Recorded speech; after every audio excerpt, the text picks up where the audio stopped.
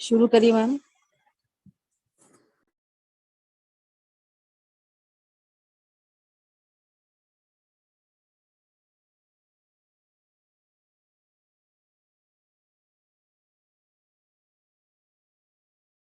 परमात्मा को कोटि कोटि प्रणाम। यहाँ सबको मेरी कोटि कोटि धन्यवाद। शिरडी साई बाबा जी को मेरी कोटि कोटि प्रणाम। नमस्ते फ्रेंड्स, आज हम शिरडी साई बाबा के आ, हम 3 दिनों या अम, साई के एकादशी सूत्र, शिरडी साई के एकादशी सूत्र के बारे में और उनकी उनके अंदर छुपी हुई गहरी ज्ञान के बारे में सीख रहे हैं। जो भी हमको मुख्य मतलब अपने जीवन में जो भी संदेश, गुरुओं के संदेश, जो भी हमको आचरण में रखना चाहिए, हमारी जिंदगी का सच बनाना चाहिए, हमारी जिंदगी में उनका इस्तेमाल करना चाहिए, इस्तेमाल करते हुए हमारे जिंदगी को खुशहाली बनना चाहिए। वैसे सच को शिरडी एक एक वचन के रूप में हमको दे दिया, वचन के तौर पे। ठीक है। कल हमने समाधि, जो मेरी समाधि का आश्रय करेंगे, मतलब ना समाधि నుండియే నేను నా సర్వ కార్యములు నిర్వహించెదను, मेरी समाधि से ही मेरी सारे कार्य का निर्वहन करूंगा, ऐसा उनका उस वचन के बारे में हम कल बात किए थे। आज हम ये सातवीं वचन, ये जो है उनके बारे में बात करेंगे। ठीक है। पहले तेलुगु में बता दूंगी। నన్ను ఆశ్రయించిన వారిని, శరణుజొచ్చిన వారిని రక్షించుటయే నా కర్తవ్యము। నన్ను ఆశ్రయించిన వారిని, నన్ను శరణుజొచ్చిన వారిని రక్షించుటయే నా कर्तव्यमु। इसका मतलब भी हिंदी में, मेरी शरण आ खाली जाए हो तो कोई मुझे बताइए। मेरी शरण आए और खाली जाए हो तो कोई मुझे बताइए। ये 7वां वचन है। मतलब ये नंबर्स आगे पीछे कुछ हो सकते हैं, लेकिन जो बात कही गई है वो वचन का नंबर आगे पीछे हो सकती है, लेकिन जो वचन है वो वचन के अंदर जो ज्ञान छुपी हुई है उनके बारे में हम सीखेंगे आज। ठीक है। इसका मतलब ये है, कोई भी जो भी शख्स बाबा के पास जाता है, कोई किसी मांग के वजह से या कुछ चाहिए, ऐसा उस उद्देश्य से कोई भी जाता है, उनको वो खाली हाथ नहीं लौटेगा। ऐसा खाली हाथ लौट गए कोई है तो मुझे बताइए, ऐसा साई का कहना है। इसका मतलब क्या है? शरण में आना। शरण में आने की मतलब क्या है कि हम सब बाबा के मंदिर जाए और उनके चरण स्पर्श करें, तो हम उनके शरण में आ गए, ऐसा हमारी सोच है। लेकिन इसकी गहराइयों में जाए, इस बात की गहराइयों में जाए तो हमें इस सच का पता चलता है कि वो हमको क्या सिखाना चाहते हैं। शरण जो चढ़म, मतलब अपनी शरण में आए, इसका मतलब ये है कि सरेंडरनेस। इस सूत्र के पीछे बहुत गहरी ज्ञान छुपी हुई है। जिनको अपने हृदय में करुणा है, जो भी शख्स को अपने हृदय में करुणा है, वो साई का शरण में आ गया है। इसका मतलब हम हमेशा ये भ्रम में रहते हैं कि मैंने साई को इतना प्रसाद चढ़ाया, का कोकोनट फोड़ा, उनका प्रदक्षिण किया, मैं हमेशा साई साई साई साई कहते रहती हूँ, या कोई भी भगवान को बहुत मानती हूँ, उनका पूजा करती हूँ, उनका पाठ करती हूँ, उनका प्रसाद चढ़ाती हूँ, भोग लगाती हूँ, ये सब कुछ करती हूँ, मैं इतना बड़ा भक्त हूँ, लेकिन मुझे कोई सहायता क्यों नहीं कर रहे हैं? साई या कोई मास्टर, जो भी भगवान हम मानते हैं, वो हमारा रक्षण क्यों नहीं कर रहे हैं? हमारा जो भी दर्द है, दुविधा है, क्यों नहीं हटा रहे हमें हम उनसे? क्योंकि हम शरणागति में नहीं हैं। शरणागति का मतलब ये है कि आ, सबके अंदर, सारे जीव जंतु सबके अंदर उस भगवान का रूप को देखना, सबको भगवान की जैसा मानना, सारे प्राणियों को, पूर्ण प्राण कोटि, जो भी जंतु हो, जानवर हो, पक्षी हो, या पेड़ हो, पौधे हो, हमारे शत्रु हो, हमारे घर के वाले लोग को, सबको,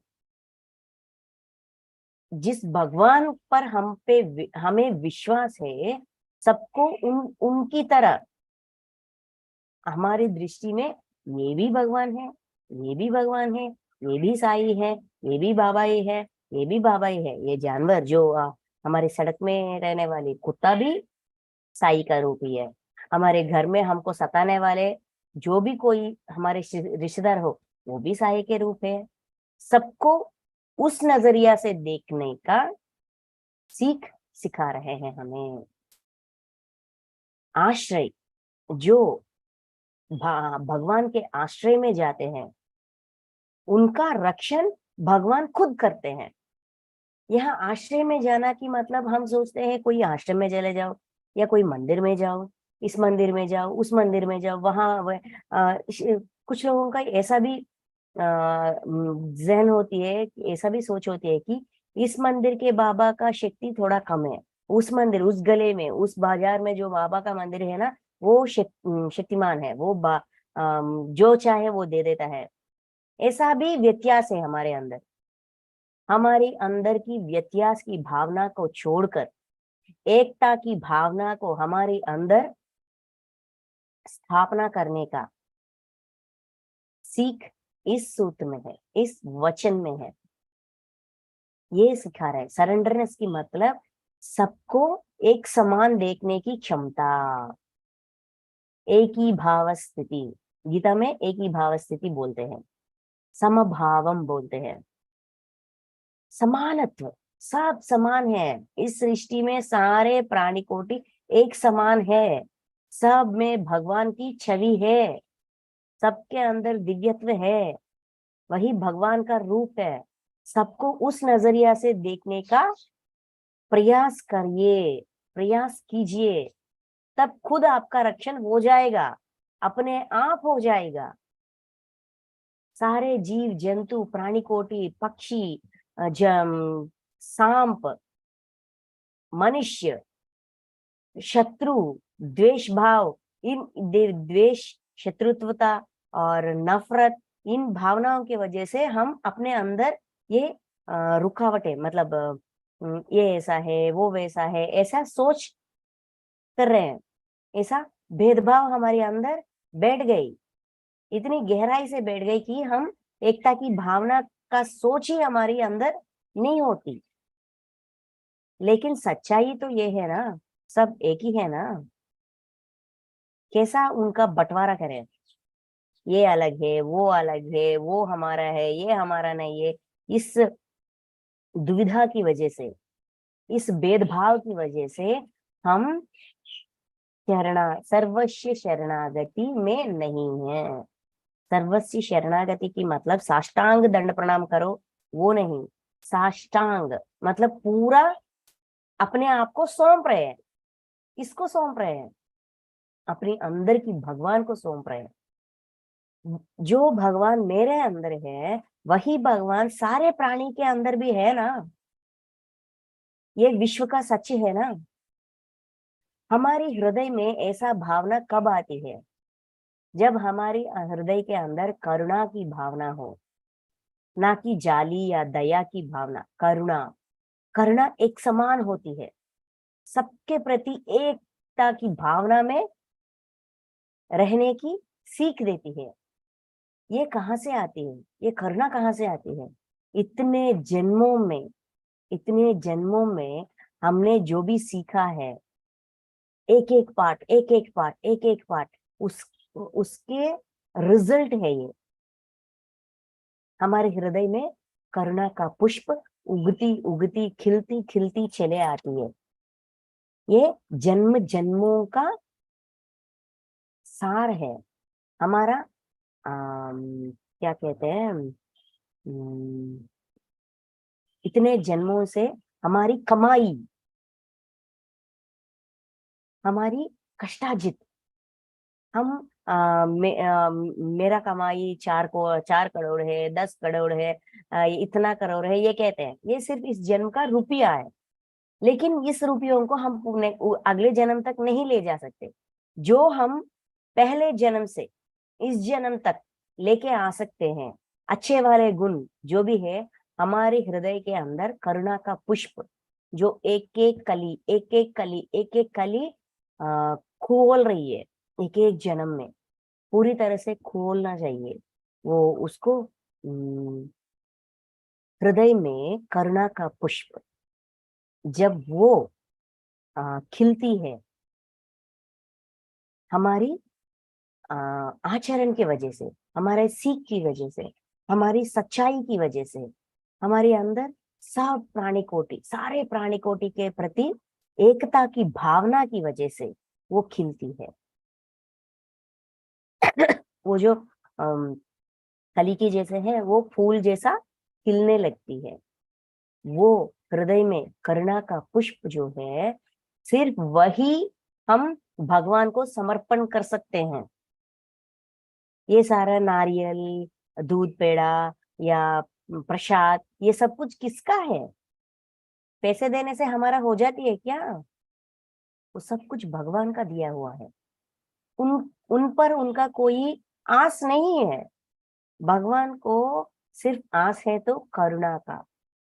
सारे प्राणी, सारे मानव के हृदय के अंदर इस करुणा जगे, उस करुणा के भाव से सब पूरे विश्व को देख सके, सारे प्राण कोटि को देख सके, सबके प्रति समानत्व भावना।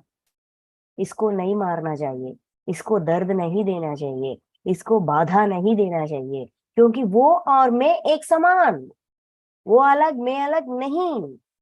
ये सच्चाई को जानना, मानना, अपने हृदय के अंदर स्थापित करना, उस सच्चाई के साथ जीना, ये चारों मिलकर बनती है शरणागति, सर्वस्व शरणागति।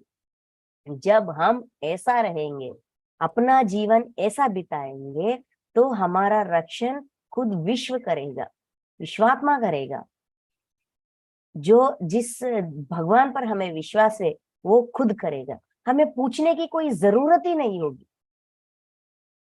मांगने की कोई जरूरत ही नहीं होगी। बस अपने अंदर ये सच्चाई को बिठाना चाहिए, उस सच्चाई के साथ जीना चाहिए।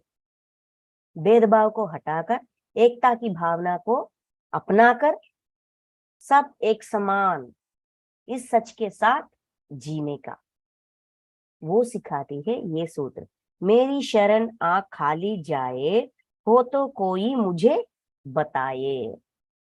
7वां वचन, 7वीं वचन शिरडी साई का। ठीक है, हम ना थोड़ा एग्जाम्पल्स के साथ इस सच का जानने के प्रयास करेंगे। ये एग्जाम्पल्स कहीं का नहीं है, शिरडी साई के सच्चरित्र में है। सच्चरित्र में बहुत सारे एग्जाम्पल्स है जिनको साई ये सिखाते हैं। वो लाइव मास्टर है, अभी भी है। Excuse me. सच्चे दिल से अगर हम उनको मानेंगे, उनके कहा गए हुए बातों को हम अपनाएंगे, सुनेंगे, मानेंगे, अपनाएंगे और अपनी जीवन का सच बनाकर उनके साथ जिएंगे, तो सब कुछ समझ में आएगा। ठीक है, सच्चरित्र में 15th चैप्टर में एक छोटी सी कथा होती है, एक छोटी सी सच, एक भक्त का सच। उन दिन जब साई का उनका ज्ञान, उनका प्रेम, उनका ये जो भी महिमा, ये इन इन सबका प्रचारण होता था। पहले दिनों में तो कोई उनको मानते नहीं थे, लेकिन आगे चलकर उनका शक्ति का, साई के शक्ति और साई के महिमा, साई एक बाबा एक फकीर है जो मस्जिद में रहते हैं, लेकिन सबका आदरण करते हैं, जिसको जो चाहिए वो देते हैं, जिस पर हमका मतलब जो उनकी शरण में आते हैं, उनका जो भी दुविधा है उनका सलाह देते हैं, महिमा करते हैं। ये सब कुछ एक एक जो हो रहा था, ये सब कुछ फैला रहा था। ऐसा ये सिर्फ शिरडी और उनके आसपास के गांवों तक की ये सच का प्रचारण हो रहा था, क्योंकि वो अनुभव करते थे, साई की शक्ति का अनुभव करते थे। वो एक और को किसी और को बताए, वो किसी और को बताए, वो किसी और को बताए, ऐसा स्प्रेड हो रहा था, ये सारे न्यूज़ ऐसा स्प्रेड हो रहा था। तभी साई के भक्त क्या दासगणु दासगणु महाराज, वो ना गांव गांव में जाकर इन साई के कीर्तन गाते थे। वो एक हरिदास की तरह कीर्तन गाते थे और बताते थे साई ना ऐसा कर रहे। एक आदमी आया था, उनको ये समस्या था, तब साई ऐसा किया था, तब उसका समस्या का हल हुआ था। ऐसा उनका साई का जो भी महिमाएं हैं, उनका प्रचार कर रहा था। ठीक है, ऐसा है, प्रचार करते करते ऐसा ही दूर दूर तक वो जा रहा था और प्रचार कर रहा था, जा रहा था, प्रचार कर रहा था। इस प्रचार में एक गांव में या शहर में, थोड़ा छोटा सा शहर में दासगणु महाराज गया, और ठाना ठाना जैसा उस टाउन का, उस शहर का नाम है ठाना। ठाना में कौपीनेश्वरालयम, मतलब एक मंदिर है।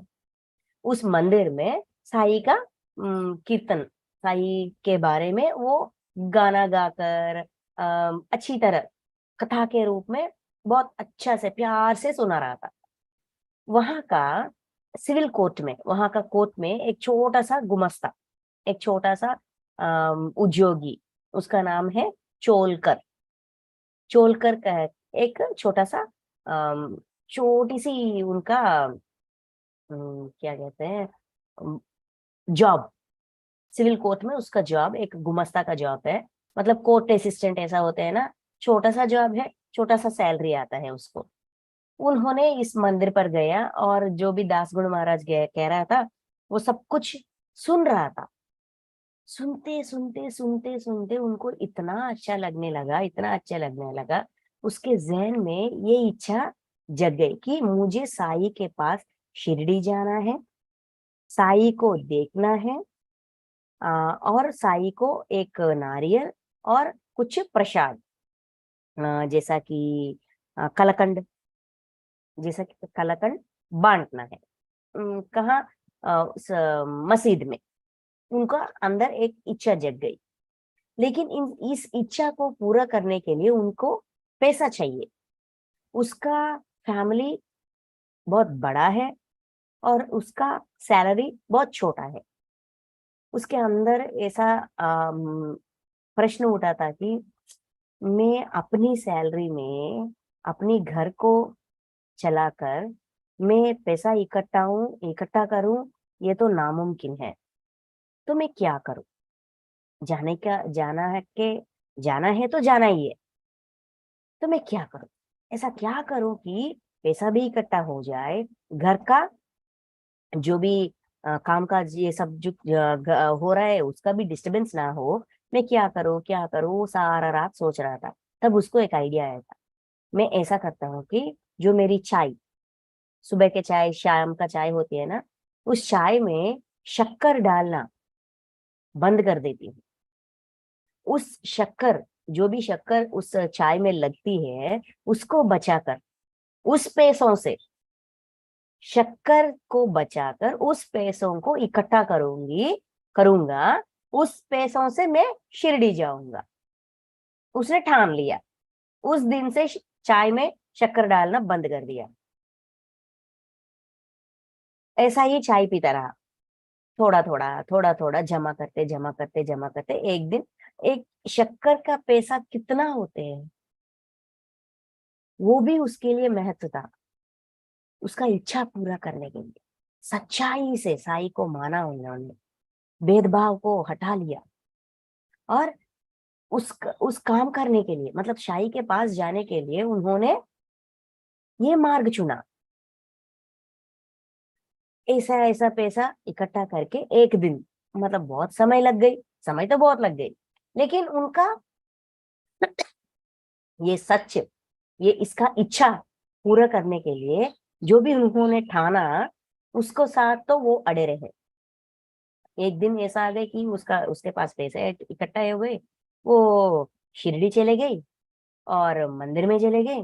जो भी उनका पहले इच्छा था, शिरडी में जाना, फर्स्ट वन, साई के पास एक नारियल फोड़ना और कलाकंद का डिस्ट्रीब्यूशन, प्रसाद बांटना, साई का दर्शन करना, ये चार इच्छा। इन चारों के लिए उन्होंने शक्कर, चाय में शक्कर डालना बंद कर दिया और उस इस जो भी पैसे बचते हैं उस पैसों से करने की इच्छा थी। वो चले गए, शिरडी चले गए, नारियल खरीद लिया, कलाकंद खरीद लिया, साई के पास चले गए, मस्जिद मंदिर होती है ना, मस्जिद में चले गए और वहां नारियल फोड़ दिया, सबको कलाकंद बांट लिया और साई को देखते देखते वैसा ही रह गए। उसका दिल का पूरा सारे इच्छे आ, पूरे हो गए और उसके मन में कुछ अलग सा हैप्पीनेस, आनंद, उसको अपने भावना को एहसास करते हुए भी उसको आश्चर्य लगता था। बहुत तृप्ति मिल गई उसको, बहुत संतुष्ट हो गया था। ये सब काम करते हुए, साई को देखते, साई का दर्शन करते, वो उस मीटिंग में पार्टिसिपेट करते हुए उनको बहुत खुशी मिला, वो संतुष्ट हो गया था। और वो ना किसी के घर में रह रहा था, बापू साहेब जोग। ये बापू साहेब जोग ये है जिन्होंने साई के आरती लिखे हैं। वो चार दिन में 4 बार 5 बार हाथियां होते हैं ना, तो उनमें एक हाथी, एक या दो आरतियां की वो जो गाने होते हैं, इन्होंने लिखा है, बापू साहेब जोग। बापू साहेब जोग के घर में ये अतिथि की तरह रह रहा था और ये सब कुछ कर रहा था। ये सब कुछ हो गया और वो वापस घर चले रहे जा रहे थे, तभी साई का एक वचन था। उन्होंने कहा कि నీ అతిథికి టీ కప్పులలో విరివిగా చక్కెరట్టి వేసి ఇమ్ము। ये तेलुगु में है, मैं हिंदी में बता दूंगी। నీ అతిథికి టీ కప్పులలో విరివిగా చక్కెర వేసి ఇమ్ము। अपने अतिथि को चाय में शक्कर कुछ ज्यादा ही डालकर देना, ऐसा साई ने कहा।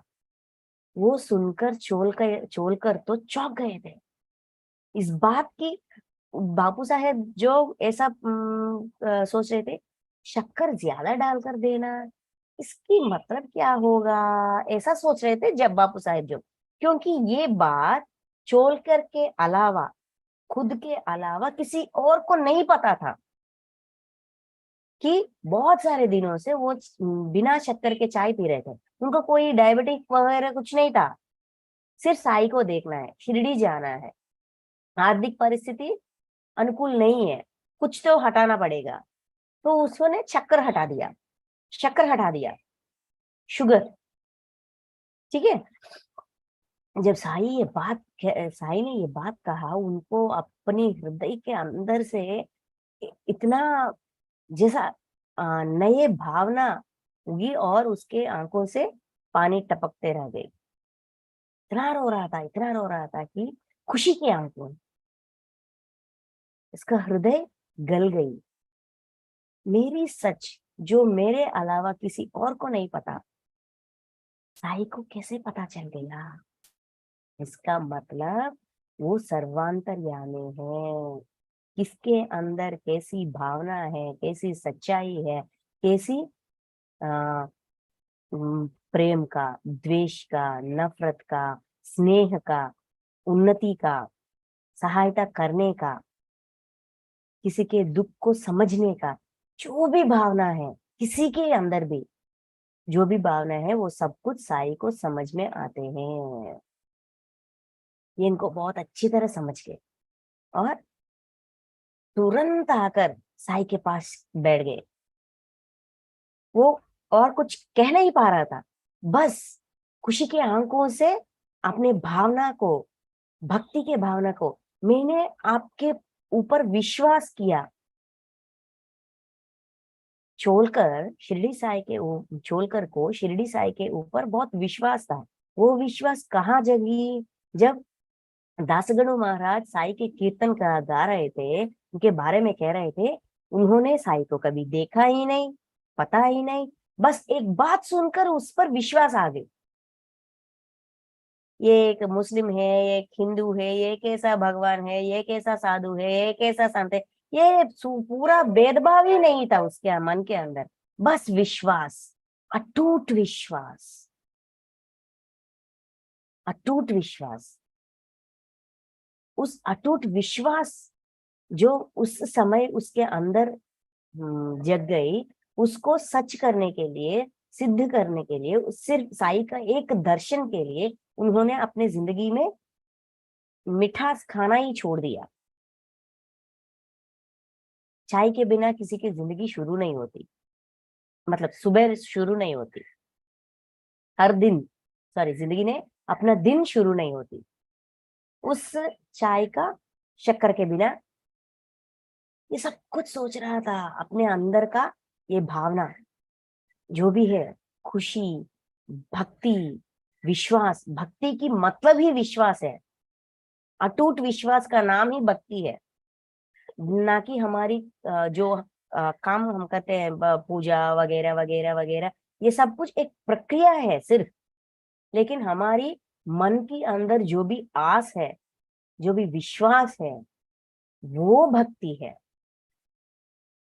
वो चोलकर के पास था।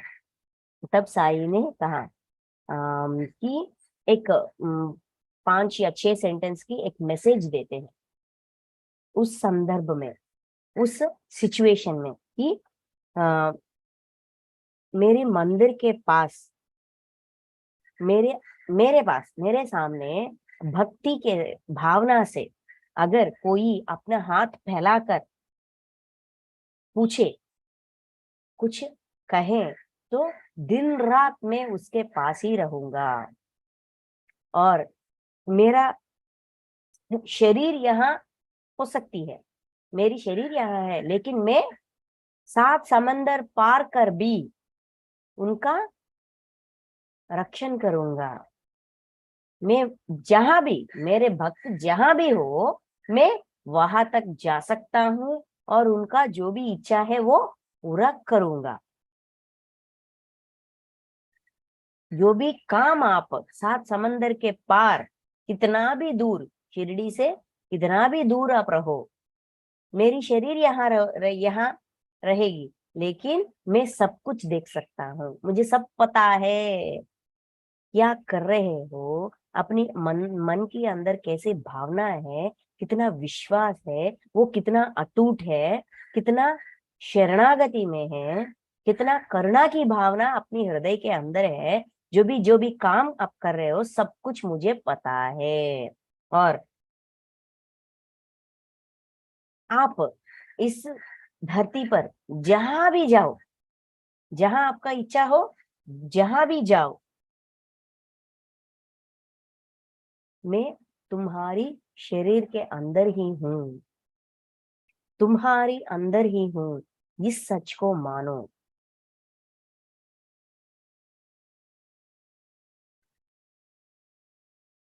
हमेशा मैं आपकी ही नहीं, सारे प्राणी के हृदय में हूँ, इसीलिए सारे प्राणी के हृदय में रहने वाले साई का पूजन करो। मतलब सब प्राणियों का एक समान देखो, क्योंकि सब साई का ही रूप है। ये 15th चैप्टर में छोलकर चाय वाली कथा ऐसा होती है 15th चैप्टर में, ना शक्कर बिना चाय वाली कथा ऐसा होती है। एक बार पढ़ लीजिए पूरा। ये तो पीडीएफ हम कहीं पे भी अवेलेबल है। अगर आपके पास बुक नहीं हो तो साई सच्चरित्र में 15th चैप्टर में एक बार ये कथा पढ़िए, तब आपको पता चलेगा कि सर्वस्व शरणागति की मतलब क्या है, भक्ति की मतलब क्या है, विश्वास की मतलब क्या है, सब प्राणियों को एक समान देखने की मतलब क्या है। क्योंकि साई सबके हृदय में है, सबके शरीर में है, सारे प्राणियों की शरीर में है। सबको एक समान देखने का पाठ पढ़ा रहे हैं हमें, ये सीख सिखा रहे हैं इस वचन के जरिए। और आखिरी ये कहते हैं, ఎవరు నన్ను ఈ విధంగా గుర్తించెదరో వారు ధన్యులు పావనులు అదృష్టవంతులు। जो कोई भी इस भावना से सबके सब प्राणियों के अंदर मुझे देखने की क्षमता रखते हैं, अपनी दृष्टि को इतना विकास करते हैं कि सब प्राणियों के अंदर मुझे देख सके, सब प्राणियों को एक समान देख सके, वो धन्य है, वो बहुत धन्य है, ऐसा साई का कहना है। ये मैंने तेलुगु में जो है उसको थोड़ा थोड़ा ट्रांसलेट किया, आप हिंदी में पढ़िए, आपको बहुत अच्छा समझ में आएगा। एक बहुत सारे एग्जाम्पल से एक और एग्जाम्पल लेंगे, वह भी सच्चरित्र से ही। एक औरत है, साई को बहुत मानती है, साई के वचन को मानती है, साई के जो प्रीचिंग्स है, टीचिंग्स है, सबको मानती है। और स, मानना एक बात है, उसको आचरण में रखना दूसरी स्टेप है। सुनना पहली स्टेप, मानना दूसरी स्टेप, उसका एहसास करना और आचरण में रखना तीसरी स्टेप। आचरण में रखते हुए वही हमारी जिंदगी बन जाना, ये चौथी स्टेप है। साई इस स्टेप को मानते हैं, इस फर्स्ट से सेकंड में जाए, सेकंड से थर्ड में जाए, और थर्ड से फोर्थ में जाए, और वहां आचरण में रखकर अपनी जिंदगी बनाना, इस सच को अपनी जिंदगी बना देना। फिर मुकरना नहीं, मुकरने का नहीं, ये साई का कहना है। तो ये जो भक्त है साई का, एक औरत, तो वो ऐसा ही मानती है, जो भी साई कहते हैं वो सब कुछ सुनती है और मानती है और अपने जिंदगी का सच बना देती। वो ना शिरडी आई थी साई को मिलने, वो सुबह से प्रयाण करके सारा सफर करके आ गई। वो दोपहर का खाना का समय हो गया था। वो किसी आजू बाजू के वो जो खाना देते हैं ना, वहां पे चली गई और खाने खाने के लिए बैठ गए। और वो ऐसा पहला निवाला रख रही थी, उनके सामने एक कुत्ता, थोड़ा दूर 5-6 फुट दूर में एक कुत्ता वहां बैठकर ऐसे ही इसको देख रही थी। ये जो औरत खा रही है ना, खाने के लिए सिद्ध हुई, उसको देख रही थी। उस कुत्ते को देखकर ही इसको क्या, इसके अंदर क्या भावना उठी पता नहीं, लेकिन तुरंत अपने अपने प्लेट में जो भी खाना है, चपाती रोटी है, वो रोटी को लेकर उठकर उनके पास गई, कुत्ते के पास गई, उनके सामने रख दिया, वापस आ गई, खा, तब खाना शुरू कर दिया, खा लिया। इस औरत के अंदर जब उन्होंने उस कुत्ते को देखा, उसके उस कुत्ते का भूख इसको समझ में आ गई, वो कितना भूखी है, उसकी आंखों को देखकर ये समझ गई। समझकर उसको भूख मिटाने के लिए वो जो जो भी खा रही थी वो खाना लेकर उसको दे गई, और वापस आकर बैठकर जो भी इसकी प्लेट में बचा हुआ है वो बचा हुआ खाना खा रही थी। ये हो गई, वो चली गई। शाम को दरबार होती है ना मस्जिद मंदिर में, वहां चली गई और बैठ गई। वहां साई को कुछ प्रसाद लेकर गई और उसका प्रणाम किया। तब साई ने बताया, माता दोपहर में तुम्हें मुझे खाना खिलाई ना, वो मैं ना बहुत संतुष्ट हो गई। अब तक मुझे उसका डाइजेशन हो रहा है। तेन को कहते हैं, उसको क्या कहते हैं हिंदी में मुझे नहीं पता। ऐसा अ, हवा आती है ना खाना खाने के बाद, थोड़ा ऐसा, उसको क्या कहते हैं? अरे मुझे नहीं पता। नकार वो आना। मतलब, मैडम, नकार आना बोलते ना। नकारा, अच्छा ठीक है। हाँ, वो अभी तक आ रही है मुझे। इतना संतुष्ट कर दिया तुम्हें, मेरे पेट भर गई। अब मेरे को रात का खाना खाने का मन ही नहीं है। वो औरत ऐसा आश्चर्य होकर देख रही थी। मैं अभी आई हूँ साई के पास, मैंने दोपहर में खाना भी नहीं लाई, लेकिन साई ऐसा क्यों कह रहे हैं? ऐसा आश्चर्य के साथ आश्चर्य होकर, सरप्राइज होकर साई को देख रही थी। तब साई एक और बात बोले, वहां तुम खाने से पहले एक कुत्ता को खाना दिया, वो और मैं एक समान है ना। वो अलग, मैं अलग नहीं हूँ। वही मैं हूँ, मैं ही वो हूँ। वो तुम्हें समझ में आ गई। तुमने उसका भूख का एहसास हुआ तुम्हारे अंदर, उसकी भूख देख सकी और उसको खाना दिया। वो तुम्हारी अंदर की अच्छाई है। तुम सच को अपना जिंदगी बना लिया। किसी प्राणी, मतलब हम इंसान हैं, हम अपने भाषा से पूछ सकते हैं, मुझे भूख लग रही है, खाने के लिए कुछ दो, ऐसा इंसान पूछ सकता है, लेकिन जानवर पूछ नहीं सकती। उसकी भावना को समझकर खाना देना छोटी बात नहीं है। तुमने वो किया, मेरा पेट भर गई, शुक्रिया, ऐसा साई का कहना था। इससे ये सिद्ध होती है कि हम अपने अंदर करुणा का भावना इतना बढ़ाए, ताकि किसी मुंह खोलकर कह ना सके ऐसे जानवर की भूख को भी हम समझ सके और उनको खाने के लिए कुछ दे सके। ये देखती है, भक्ति का मतलब ये है, असली स्वरूप ये है। इसी को ही सर्वस्व शरणागति बोलते हैं। सबके अंदर का बाबा को पहचानना, सबके अंदर का भगवान को पहचाना। उस भगवान का क्या चाहिए, भूख से है, दर्द से है, कैसे है, समझना। हमारी समझ इतना आगे होना चाहिए, ऐसा हमारी समझ को बढ़ाना चाहिए।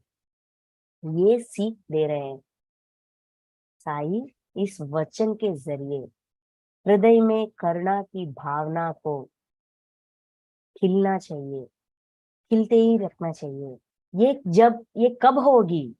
जब हमारी अंदर भेदभाव हटाया जाए, सब एक समान ये रखा दिया जाए, सबको भगवान के रूप में देखा जाए, क्योंकि वो ही सच है। साई के तत्व वही है। साई के तत्व को जानकर, पहचान कर, हम अपनी आत्म का उद्धार बहुत इजी तरह से कर सकते हैं। एक और भी एक और एग्जाम्पल बताकर हम आज का सेशन क्लोज करते हैं, ठीक है? ये भी सच्चरित्र में है। साई के मूवीज में भी, सीरियल में भी ये बहुत अच्छी तरह दिखाया गया संघटना है ये। आ, एक औरत होती है खम्मरी, मतलब वो ना, क्या कहते हैं, आयरन आयरन, लोहे, लोहे के काम करते हैं। मतलब उनके पास बहुत बड़ा सा एक फर्नेस होती है, उसमें हमेशा आग को जलाना चाहिए। या आग का जलाकर वो लोहे के साथ जो भी ये करते हैं ना, चाकू, अम, खेती बाड़ी के लिए जो सामान होते हैं ना, फसल काटने वाले, काटने का सामान, पेड़ को काटने का सामान, ये जो होते हैं ना, वो सब बनाने वाले औरत है। मतलब उसका पति बनाता है, इस औरत का काम है उसमें आग हमेशा ऐसा हो, वो करने का काम इसका है। वो फर्नेस को क्या कहते हैं, कुछ कोलमी कोलिमी कोलिमी, तेलुगु में कोलिमी कहते हैं, हिंदी में क्या कहते हैं मुझे पता, वो कोलिमी में आग, आग को ऐसा ही बुझा नहीं बुझाओ, ऐसे जारी रखना चाहिए, उस हीट को जारी रखना चाहिए, वो करती रहती है। उसका पति अंदर खाना खाता है, वो अंदर घर में होता है, ये यहाँ बैठकर उसका काम कर रही है। उसके गोदी में छोटा सा बच्चा है, माँ का दूध पीने वाला छोटा सा बच्चा है। उस बच्चे को दूध पिलाते हुए वो एक हाथ से अपना काम कर रही है। ठीक है, तो ऐसा करते करते करते करते वो बच्चा दूध पी गया और सो गया, अपने गोदी में है, वो काम कर रही है, अपनी दृष्टि काम पे है। ठीक है, तो अचानक उसका पति उनका नाम लेकर एक बार आ जाओ ऐसा बुलाता है। ये औरत काम में इतना व्यस्त होती है कि वो भूल जाती है कि अपनी गोदी में बच्चा सो रहा है। अचानक उठ जाती है अपनी जगह से, ऐसा उठने से वो बच्चा आग में गिर गिर जाएगा। छोटा सा बच्चा, माँ के दूध पीने वाला बच्चा, छोटा सा बच्चा है, उनको क्या पता, बस ये ऐसा उठ गई और वो बच्चा आग में जा रहा था। तभी शिरडी में, वो औरत कहीं शिरडी से कोसों दूर किसी गांव में है। शिरडी में साईं वही समय अपनी धुनी के सामने बैठा हुआ था। ठीक है, अचानक वो धुनी में ये लकड़ियां होते हैं ना, लकड़ियां डाल रहा था धुनी को, वो आग को जारी रखने के लिए। अचानक उन्होंने ये लकड़ी की जगह अपना हाथ रख दिया, हाथ रखकर ऐसा किया।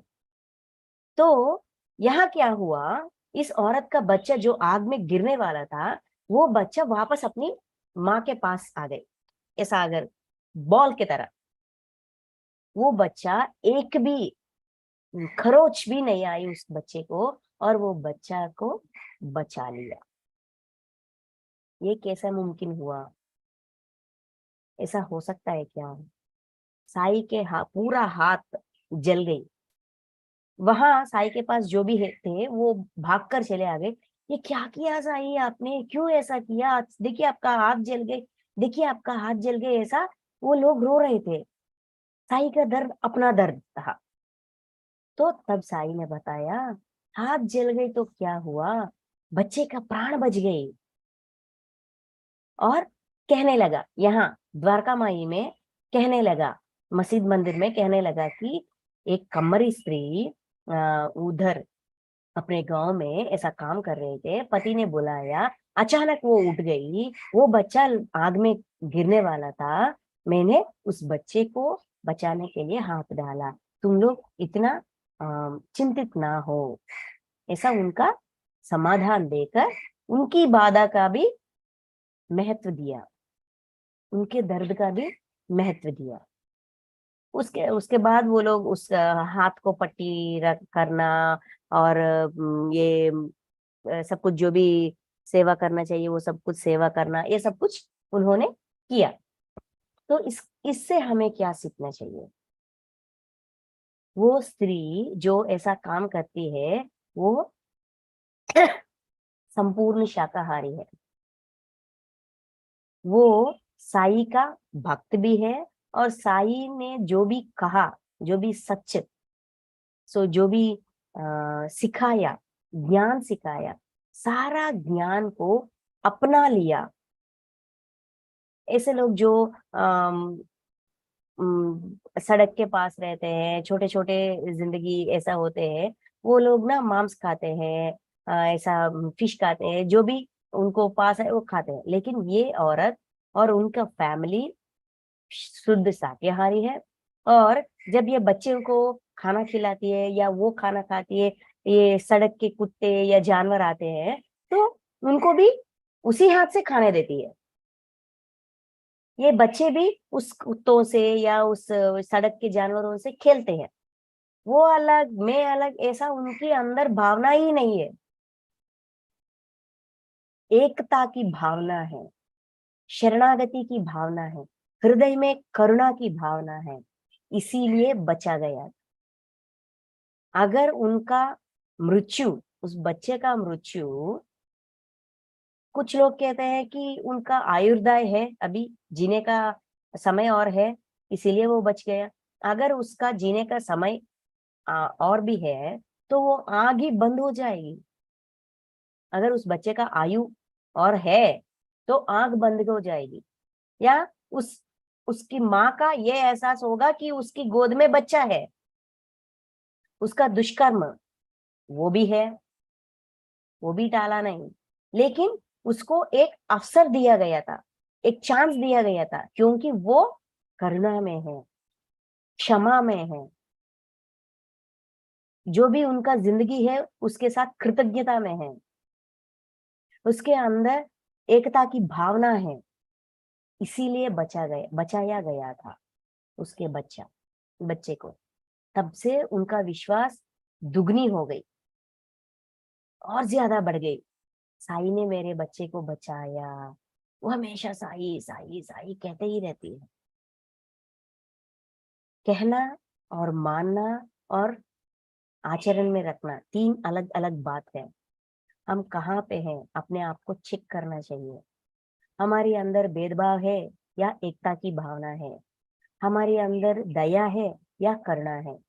दया जब आती है तब सामने वाले को कोई दीन स्थिति में हो तभी हमको दया आती है। सामने वाला दुष्ट और तंदुरुस्त और बहुत अच्छी तरह खट्टा हट्टा कट्टा हो तब हमको उस पर दया नहीं आती। सामने वाले दीन स्थिति में हो तभी हमको दया आती है। लेकिन करुणा को ऐसा कोई उसूल नहीं है। सामने वाला जैसा भी हो, कोई भी हो, शत्रु भी हो, नफरत भी हो हमको उनसे, उन पर उनको क्षमा करने का, उनको भगवान के रूप में देखने का, ये करुणा की भावना है। अगर हमारी प्रति वो द्वेष भाव से है, इसका मतलब हमने किसी उसका कुछ बिगाड़ा था। इस जन्म में तो ना सही, पिछले वाले जन्म में कुछ तो बिगाड़ा है, उसको दर्द दिया है, इसीलिए वो हमसे नफरत है, इसीलिए वो हमसे चिढ़ते हैं, हम पर गुस्सा करते हैं, हम पर द्वेष भावना रखते हैं। गलती किसका है? आरोप कहाँ पे लगा रहे हैं? ये सोचना चाहिए। सोचना, विचार करना और अपनाना, ये हमारा काम है। इसे हम हमेशा हमेशा मानना चाहिए। इस भावना के साथ जीना चाहिए कि हम सब एक समान, हम सब एक समान, जानवर हो, पेड़ हो, पौधे हो, हमारी सास हो, हमारी पति हो, हमारे जीवन को दुर्भर करने वाले कोई भी आदमी हो, कोई भी शख्स हो, कोई भी रिश्तेदार हो, कोई भी हमारे बॉस हो, हमारे जूनियर हो, जो भी हो, सब एक समान, सब भगवान का ही रूप है। तो इनसे क्या भेदभाव ना? ऐसा सोचने से, ऐसा हमारी सोच को मोड़ने से हमारी अंदर इतना हल्का फील करेंगे, महसूस करेंगे कि उस दिन से हमारी सारे 100% में नहीं कर सकती, लेकिन भावना जब हल्का होगी, जिंदगी जीने का इच्छा बढ़ती है और खुशी खुशी जीते हैं, ना कि रोते हुए। अर्जुन के मन में भी जब तक करुणा की भावना नहीं उगी, नहीं उठी, तब तक कृष्ण भगवान उनको क्वेश्चन करते ही रहे, टेस्ट करते ही रहे। परख कर देखो अर्जुना, कौन कौन यहाँ पे खड़ा है इस युद्ध भूमि में, कुरुक्षेत्र के इस युद्ध भूमि में कौन कौन खड़ा है, परख कर देखो अर्जुना। ऐसा कृष्ण भगवान का कहना था। उन्होंने पहला ये टेस्ट किया कि क्षमा करने के लिए अर्जुन सिद्ध है कि नहीं।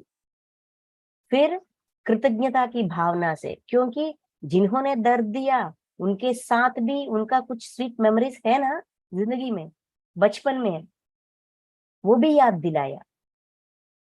पितामह, भीष्म पितामह के प्रति, द्रोणाचार्य के प्रति जो भी स्वीट मेमोरी से सब कुछ याद दिलाया। उसके बाद उनके अंदर कृतज्ञता की भावना आएगी कि नहीं आएगी? जो भी हमारा असली कमाई है, क्षमा की भावना, कृतज्ञता की भावना, करुणा की भावना, जो अ, अर्जुन का पिछले वाले जिंदगी का, मतलब पिछले वाले जन्मों से, बहुत सारे जन्मों से उन्होंने इकट्ठा किया, समाया, कमाया, उसको बाहर निकाला अपने 2-3 शब्दों से, वाक्यों से। तब जाकर अर्जुन ने कहा, मैं युद्ध नहीं करूंगा, किसी का प्राण लेकर राज्य कांक्षा ये ठीक नहीं है, मैं किसी को नहीं मारूंगा। वो लोग मुझे मार भी दे, वो लोग मुझे मार भी दे, जान से मार भी दे, वो भी मुझे ठीक है, मेरे लिए ठीक है, लेकिन मैं किसी का प्राण नहीं लूंगा, ऐसा ठान लिया था। मतलब अर्जुन के अंदर जो भी करुणा का स्वभाव है, भावना है, उनको जगा दिया, उसके बाद ज्ञान दिया। करुणा से ही ज्ञान का प्राप्त होती है, आचरण होती है, आत्मा का उद्धार होती है। हम लोग अपने आत्मा का उद्धार करने के लिए सज्ज है। अपनी हृदय के अंदर करुणा की भावना को खिलने दीजिए। वो कैसा होगा? एकता की भावना से, सब एक समान, उस भावना से करुणा जैसा उन्नत लक्षण, गुण खिलती है। तब हमें हमारी आत्मा का उद्धार धीरे धीरे से मास्टर्स हमको हेल्प करेंगे। जो ज्ञान चाहिए वो ज्ञान देते हैं, हमको सिखाते हैं, हम उनके रक्षण वलय में चले जाते हैं। ये आज का साई के वचन, నన్నాశ్రయించిన వారిని, శరణుజొచ్చిన వారిని రక్షించుటయే నా కర్తవ్యము। मेरी शरण में खाली जाए, मेरी शरण आ खाली जाए, हो तो कोई मुझे बताइए। इस वचन का आंतरिक जो मुझे लगा, मेरी अनुभव है, मेरी सच्चाई है, वो मुझे जैसा लगा मैंने वैसा बताया। हमको ये सब एकादशी सूत्रों के बारे में वंशी सर ने अच्छी तरह सिखाया, पढ़ाया, और हमने वो जाना, पहचाना, अपनी जिंदगी में आचरण में रखने की प्रयास भी कर रहे हैं।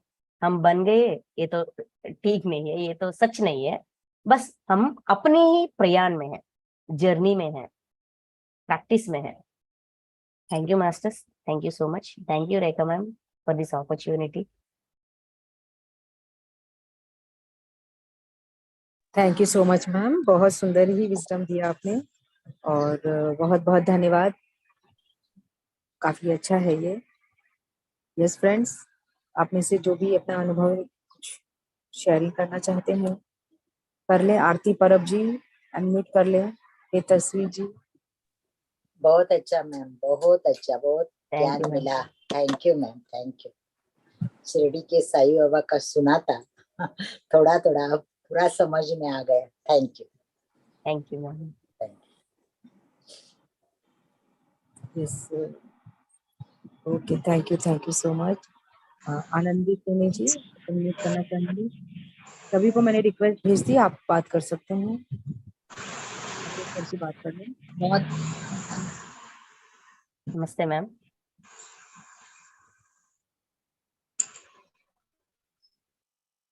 बहुत सुंदर आज का जो सेशन था, बहुत ही अच्छा लगा। हम लोग सभी को ये आचरण में लाना है। तो जैसे हम लोग अभी ड्रीम डिकोडिंग कर रहे हैं, तो एक एक जैसे हमको पता चल रहा है अपने में क्या कमी है, क्या चीज ठीक करना है। तो इसको जब हम लोग आचरण में जैसे लाते हैं तो कि इसका कि हम लोग को हर टाइम मनन करना चाहिए कि मुझे ऐसा करना है, कि जब सिचुएशन वो आता है तो उसे उस समय सोच समझ के रिएक्ट करना चाहिए। यस, मनन करने से ही हमको या हमारी अंदर का जो हमारी मन है उसको ये हमेशा याद होती है। हाँ, हमने ऐसा पाठ सीखने की सोचा है ना, तो ये अब ये सिचुएशन आई, इस सिचुएशन में उनका इस्तेमाल करना चाहिए। मनन, thinking again and again, again and again, मनन करने से ये आचरण बहुत आसान हो जाती है, उस सिचुएशन पे हमको याद आती है। अभी तो ऐसा हो रहा है कि सिचुएशन चल जाता है उसके बाद याद आता है कि नहीं अभी यहाँ पे ऐसा करना था। पहले पहले पहले ऐसा ही होता है, 10 सिचुएशंस में 8 सिचुएशंस फेल, सिर्फ 2 सिचुएशंस में ही पास हो जाते हैं। अच्छा ठीक है, ये नेक्स्ट टाइम ये 2 को 3 बना दूंगी। और मनन करना, और मनन करने का सिर्फ ऐसे ऐसा करने से 10 सिचुएशंस में हम थोड़े थोड़े आगे जाकर 3 सिचुएशन में फेल हो और 7 सिचुएशन में पास हो, ऐसा भी होता है। समय लगती है लेकिन होती है, नामुमकिन तो नहीं है, मुमकिन है। Thank you so much. Thank you ma'am. Thank you.